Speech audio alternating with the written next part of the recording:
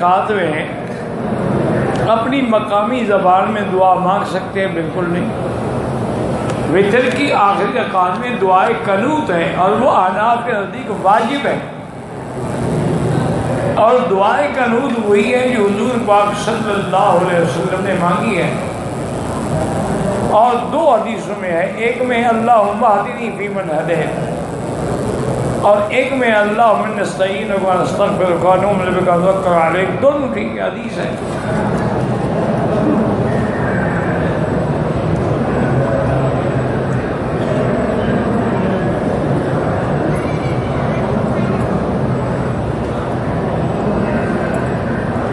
کہتے ہیں کہ حادثے میں میرے 2 دانت 3 دانت ٹوٹ گئے، وہ کالے ہو گئے تھے، اس کو اب سفید بادہ بھروا دیا ہے، کوئی بات نہیں، ٹھیک ہے۔ چاہے سونے کا خول بھی چڑھاؤ دانت پر تو وہ بھی جائز ہے۔ سونے کی انگوٹھی پہننا حرام ہے، لیکن سونا دانت پہ چڑھانا جائز ہے، کیونکہ سونا ایک ایسی دانت ہے جس میں بدبو نہیں ہوتی، باقی ہر دانت میں بدبو ہو جاتی ہے۔ اگر خاوند پتہ نہیں بیوی بچے کو دودھ پلا رہی ہو، خاوند کی نظر بیوی کے پستان پر پڑے تو اس کا وضو ٹوٹ جاتا ہے۔ وضو کیوں ٹوٹ جاتا ہے جی؟ جہاں بھی نظر پڑے وضو نہیں ٹوٹتا، بڑا پکا ہے۔ ویسے تم کچے ہو تو الگ بات ہے، دیکھنے سے تمہارا وضو خراب ہو جائے۔ کیا عورتیں حرم پاک میں امام کے پیچھے نماز پڑھ سکتی ہیں؟ جی عورتیں کیا مسلمان نہیں ہیں؟ فجر کی نماز پڑھ کر اسی جگہ بیٹھنا، پھر نماز اشراق پڑھنا، ناشتہ وغیرہ بنا کے نہیں، جہاں آپ نے نماز پڑھی ہے اگر آپ نے اپنے گھر میں مسجد بنائی ہوئی ہے اگر وہیں بیٹھی رہیں حتیٰ کہ سورج نکل آئے۔ اچھا باقی چھوڑ دو یار، چھوڑ دو، مہربانی کرو، کچھ نہ کرو، کیا کوئی جن ہو گیا آپ لوگوں کو؟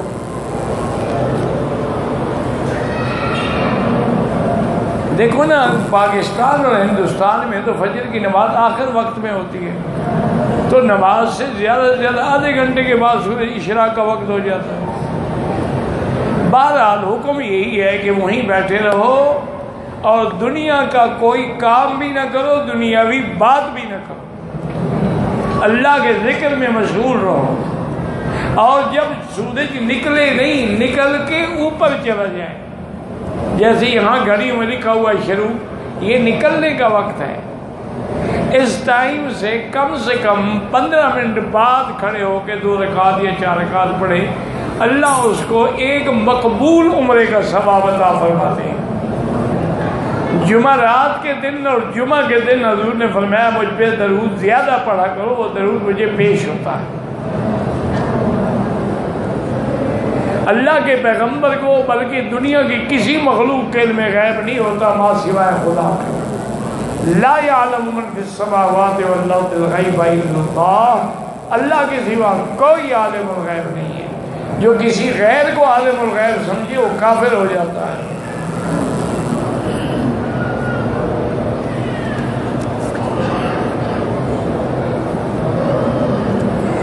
میرے پاس مال دولت ہے لیکن ابھی تک میری شادی کا کوئی رشتہ نہیں آیا۔ رشتہ خود تو نہیں آتا نا حضرت، آپ تلاش کریں نا، شادی آپ نے کرنی ہے، لوگ آپ کو آگے ڈھونڈیں کیوں؟ آپ جائیں جن کے گھروں میں بچیاں ہوں جا کے رابطہ کریں اور سورۃ الرحمن 3 دفعہ پڑھ کے روز دعا کیا کریں۔ یہ سارے کام اگر وظیفوں سے چلنے ہیں نا تو پھر تو شادی کر کے بھی وظیفے پڑھتے رہو، اولاد ہو جائے گی۔